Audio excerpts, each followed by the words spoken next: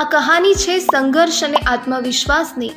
અમદાવાદની mother India 58 વર્ષીય સુધાબેન દેલવાડિયાને મળો, જેમણે તેમના 29 વર્ષીય દીકરાની સારવાર માટે ભંડોળ એકત્ર કરવા વ્યવસાય શરૂ કર્યો, મમ્મા સ્પેશિયલ।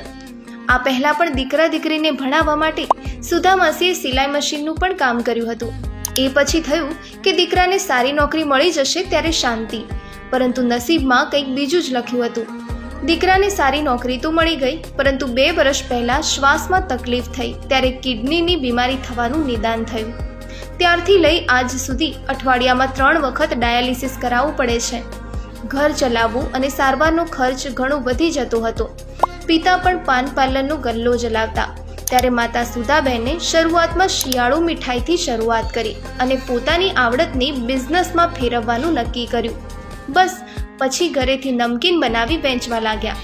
ફરસી પૂરી, મેથી પૂરી, ગાંઠિયા, શક્કરપારા, ચેવડો જેવી નમકીન આઇટમ બનાવી પોતાની બ્રાન્ડ બનાવી દીધી। આ બધું જ તેઓ જાતે બનાવે છે અને તેમના હસબન્ડ ઓર્ડર તૈયાર કરવામાં મદદ કરે છે।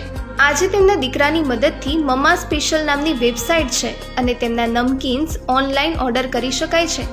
સુધા માસીએ તે સમયે લોકો સામે હાથ ફેલાવવાની જગ્યાએ હિંમતથી પરિસ્થિતિનો સામનો કર્યો અને પૂરા આત્મવિશ્વાસ સાથે પોતાના પરિવારને ખુશી આપી રહ્યા છે।